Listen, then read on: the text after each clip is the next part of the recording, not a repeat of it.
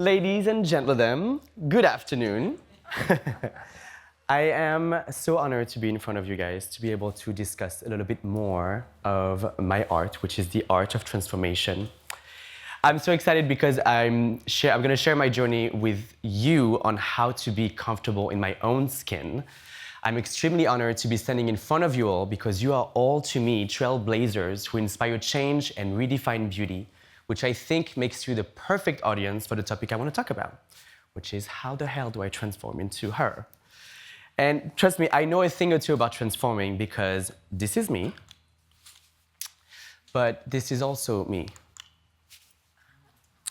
Yeah, and this is also me. Sorry, not this one. Yeah, right back. For those who don't know me, my name is Carl Sanchez, but I'm also known as Nikki Doll. I'm an artist, a singer, a TV host, and I happen to do it all as a drag queen. I perform gender for a living, and I've been doing it for a while. Now, let's rewind a little to when I was just Carl, growing up as a young boy in Marseille. As we can see, I was blessed with, this forehead. But we're gonna move on. But also with this beautiful, powerful, fiercely and stylish mom. A woman who right? Yes, she's gorgeous, I know. A woman who exuded elegance, who could wear a dress like it was made only for her. I think like most gay boys, my mom was my first style icon and the person who taught me that clothes are so much more than fabric. They are a language, they're a way to reveal who we are, or sometimes become something entirely new. And let me tell you, I've now learned to speak that language fluently. However, growing up in Marseille, the Caribbean, and Morocco, I remember feeling out of place. It wasn't just the clothes, it was the whole package, the codes of masculinity, the rough and tough posturing, the boys will be boys attitude. I couldn't relate even if I tried. But we all know that I haven't tried that hard. I was drawn to grace, to style, to expressiveness. And most boys my age were obsessed with, what was it again? Kicking a ball with their foot into a net. Yeah, I thought that was the goal. I never understood. Meanwhile, I was more obsessed in transforming into Sailor Moon. Yeah. I just wanted to be fabulous. Doesn't that make more sense? Yes. At least to me, it did. From being sad and frustrated about not fitting in, that feeling of being out of place turned into rebellion. I was almost proud not to fit in. Why should I? I wanted to be beautiful, to be vibrant, to be striking and creative as the women I admired. That being said, I never felt like a woman. But I had this obsession and this need to express my femininity one way or another. I was also fed up with feeling any shame because men before me decided that some things were feminine or masculine. Could I not just be a man with a feminine side and interests? Well, yes, in my life, I sure will. After all, these aren't fundamental truths like you need water to be alive. These are societal decisions imposed upon us.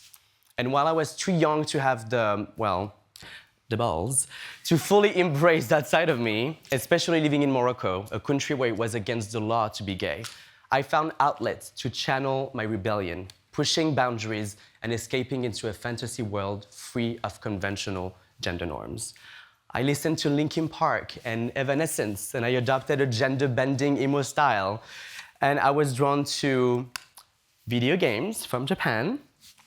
I was also drawn to cartoons from Japan and haute couture from, France. What did you expect? Of course. Thierry Mugler was my absolute icon. And by this point, the seeds of questioning societal gender norms were firmly planted in my head. Soon after moving back to France, picture it, Paris Pride 2010, I faced my fears and embraced this blend of men and women that made me what I am, a human. I decided to finally transform into this perfect being, a drag queen.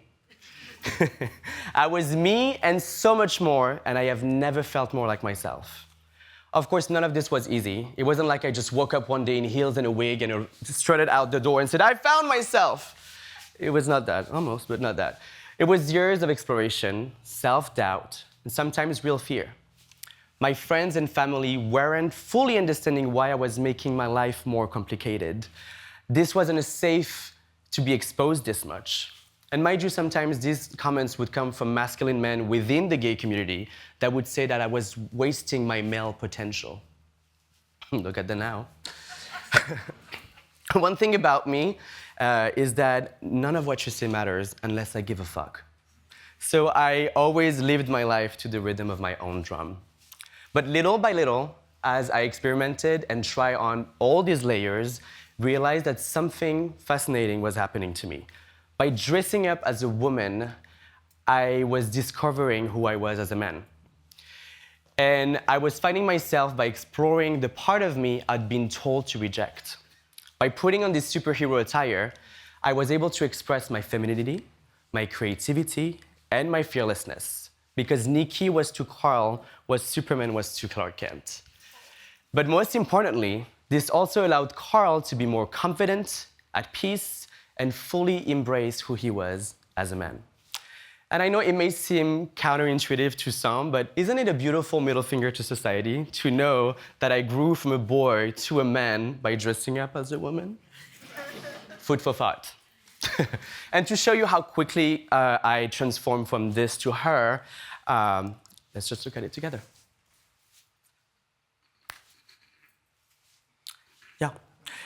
This is fully a lie. It takes me 3 hours. Thank you, thank you, thank you. It definitely takes 3.5 hours and a good filter on FaceApp if you buy the app, but we all get there on Instagram, thank you.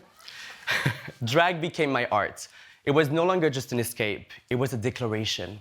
I could be as fierce, as fabulous, as funny, and as bold as I wanted. My femininity and my masculinity were both in the mix, with no apologies. And it turns out I was onto something. I went from the Carl who didn't fit in to the Carl who everyone was watching.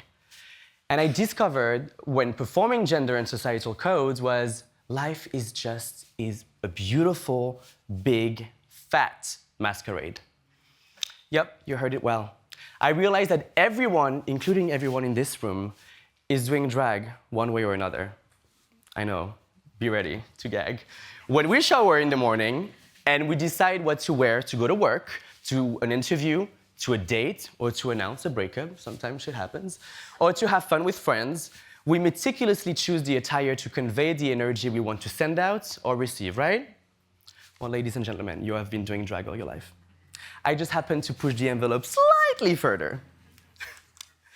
Eventually, the world got to see me as Nikki Doll on RuPaul's Drag Race Season 12. Can you believe it? A French little boy making it to an American stage. It was surreal, it was a little bit terrifying, not gonna lie, but more than anything, it felt right. And of course, that experience opened so many doors. I was able to tour around the world. I was able to release original music, which was one of my absolute dreams as an artist. I also headlined on the Vegas Strip. For a little boy from France, that was a pretty big thing. And I even went to become the host of Drag Race franchise in my own country. And God knows that my country needed that kind of representation. And I'm so happy now to have so many queer artists that are thriving full-time as drag performers, and we're sharing message on a public network. Take that, conservatives. And I also created one of my dearest projects. It's called The Queer Explorer, and it's a documentary series about gender around the world. Through this documentary, I had the privilege of meeting individuals challenging traditional Western gender norms, including the Hijras, a community of trans women who are seen as divine creatures with special powers. I've also gone to Mexico and met with the Muches, which is a community of the third gender, which was very inspiring to discuss with. And I met incredible and very talented kabuki artists who daily perform in the opposite gender costume. These friendships helped me understand that gender codes weren't universal. Depending on where I was on the planet, people identify to gender differently.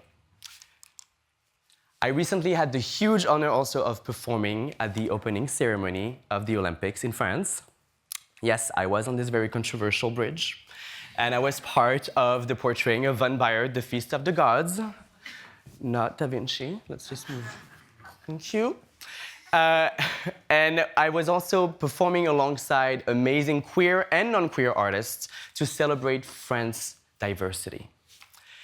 This queer kid from Marseille walking and performing proudly at the Olympics was pretty amazing to me, and if I may say so myself, and we will never have to use that word again, very not demure. By transformation goes beyond gender, beyond fashion. The art of transformation is about finding who we really are beneath all the layers we put on, all the masks we wear, or all the boxes we are put in. For me, drag was my way of shedding those layers and finally living as my full, vibrant self. It allowed me to stand in front of the world as Nikki Doll, but also like today, as Carl, because I was able to bring those two people together in harmony. You see, drag allowed me to unlock my full potential as a human being. Through this art form, I learned that my femininity, my masculinity, my wildness, and my grace all can coexist. And it is that balance, that harmony, that is the true art of transformation. So to all of you beautiful people, I challenge you to keep pushing those boundaries, keep reinventing what beauty, gender, and expression can be. Use fashion as your playground, just like as you use drag. Experiment, take risks, send me free gowns, thank you so much.